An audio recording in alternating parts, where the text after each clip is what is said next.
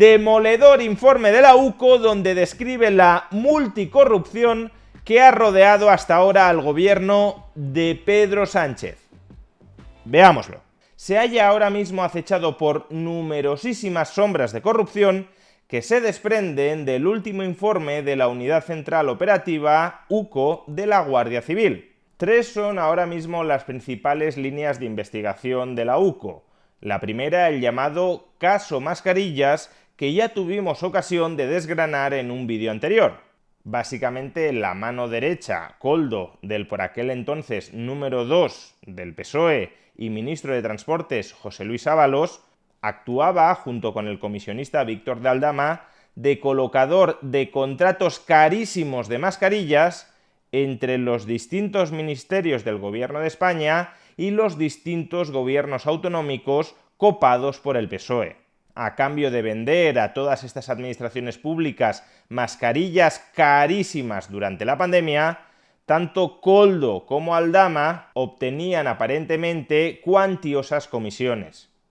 Hasta aquí es algo que ya sabíamos de investigaciones anteriores de la Guardia Civil. La novedad del último informe de la UCO es que Francina Armengol y Ángel Víctor Torres, por aquel entonces presidenta de Baleares y presidente de Canarias, y hoy en día presidenta del Congreso y ministro del Gobierno de España, Armengol y Torres mantenían, según la UCO, una relación mucho más estrecha de lo que habían reconocido hasta el momento con Koldo y con Aldama. Por ejemplo, en los mensajes del teléfono móvil de Aldama se puede leer que Ángel Víctor Torres les debe un favor grandísimo a la gente de la trama. Y a su vez, también Koldo le envía un mensaje a Ángel Víctor Torres con un «llámame que tengo buenas noticias sobre los PCRs». Es decir, que claramente Aldama y Koldo, que se dedicaban a lo que se dedicaban, a inflar contratos de mascarillas para sacar tajada,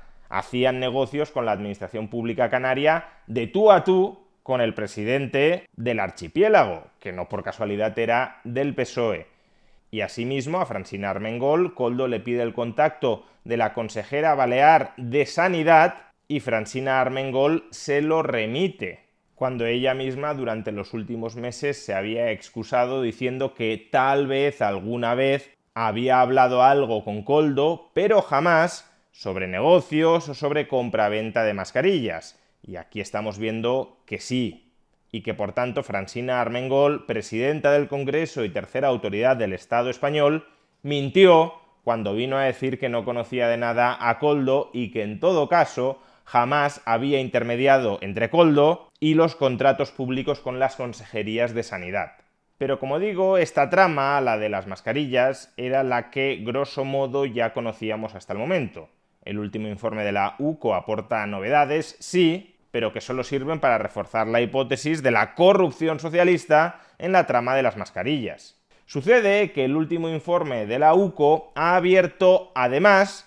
como poco 2 otras líneas de investigación sobre la macrocorrupción que rodea al PSOE y, en última instancia, a Pedro Sánchez. La primera posible trama de corrupción está relacionada con el rescate de Air Europa. En el año 2020, esta línea aérea recibió un rescate en forma de préstamo por importe de 470 millones de euros. Y el informe de la UCO sugiere que este rescate fue acelerado y conseguido gracias a la buena relación que unía a Víctor de Aldama, el comisionista, con Koldo y con José Luis Ábalos. Al parecer, y según la UCO, el 16 de julio de 2020, Pedro Sánchez se reúne con Calviño y se reúne con Ábalos para tratar sobre el rescate de Air Europa. Y ese mismo día también Víctor de Aldama y Koldo acuden a la sede del Ministerio de Transportes para reunirse con Ábalos con el objetivo de que éste trasladara la necesidad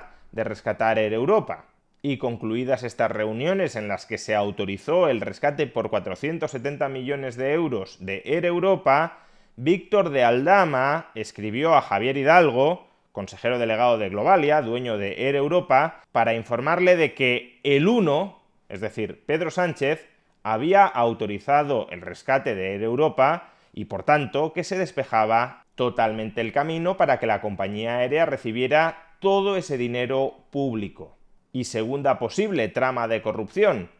la trama venezolana. En esta trama venezolana casualmente también aparece mencionada Globalia. Todo comienza porque el régimen venezolano adeuda 200 millones de euros a Globalia y Víctor de Aldama consigue que el gobierno de España interceda para que Venezuela le pague a Globalia aquello que le debe. Todo parece apuntar en la dirección de que Víctor de Aldama negoció con el gobierno venezolano el pago de esa deuda a Globalia, así como otros favores que Víctor de Aldama pudiese lograr en su favor. Por ejemplo, el informe de la UCO también recopila que Víctor de Aldama intentó comprar 104 barras de oro al gobierno venezolano, comprarlas de manera ilegal, presuntamente para blanquear dinero negro. Como digo, todo parece apuntar en la dirección de que Víctor de Aldama negociaba con el gobierno venezolano con el beneplácito del gobierno español para que el gobierno venezolano hiciera ciertos favores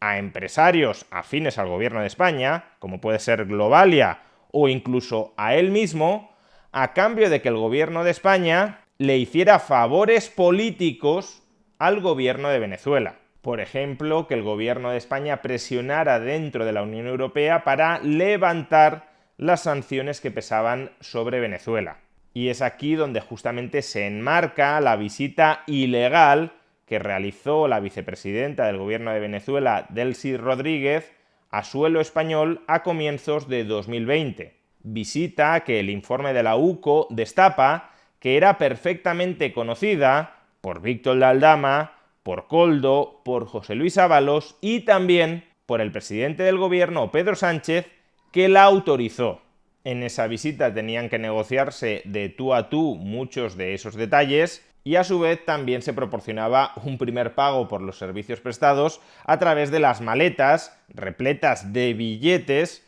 que llevó Delcy Rodríguez al aeropuerto de Barajas. Como vemos, por consiguiente, a lo que está apuntando la UCO es a que Víctor de Aldama, Koldo y también Ábalos se valían del Estado español, de las administraciones públicas españolas, para lucrarse privadamente, ya sea porque colocaban mascarillas a precios inflados y se quedaban con una parte de ese precio, ya sea porque conseguían rescates públicos para una empresa privada, Air Europa, y luego esa empresa privada les pagaba los favores prestados, o ya sea porque intermediaban entre el gobierno de España y el gobierno venezolano para que éste hiciera favores al entorno del gobierno de España, a cambio a su vez de que el gobierno de España le hiciera favores al gobierno venezolano, y ellos, Aldama, Koldo, etcétera, entre tanto, meter el cazo.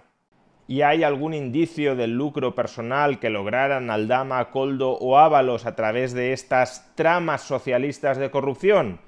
Pues la UCO también recopila algunos de estos indicios. Por ejemplo, a través de diversos intermediarios coordinados por Aldama, José Luis Ábalos disfrutó, gratuitamente claro, de un chalet en la línea de la Concepción, y a su vez a la querida de José Luis Ábalos, la famosa Jessica, también se le pagó el alquiler de un piso céntrico en Madrid durante 3 años. O asimismo, como hoy publica El Español, según Aldama, tanto Koldo como él recibieron por el rescate de Air Europa, por haber intermediado, por haber actuado como conseguidores del rescate de Air Europa, autorizado en última instancia por Pedro Sánchez,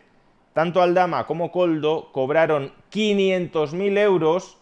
en bolsas llenas de billetes. Por supuesto, todo esto son indicios recopilados por la Guardia Civil. Indicios que en su momento deberán ser contrastados y valorados por un juez, de tal manera que éste termine sentenciando si todos los nombres que hemos mencionado con anterioridad son culpables o son inocentes. A título personal podemos conformarnos todas las sospechas que queramos sobre qué se ha cocido realmente dentro del gobierno de Pedro Sánchez, pero institucionalmente las condenas, después de un procedimiento muy garantista, las emiten o no las emiten los jueces. Ahora bien, siendo cierto todo lo anterior, justamente por eso la independencia judicial es del todo crucial, porque ha de ser un juez imparcial, que no esté al servicio de los acusados, quien evalúe, quien juzgue todo esto.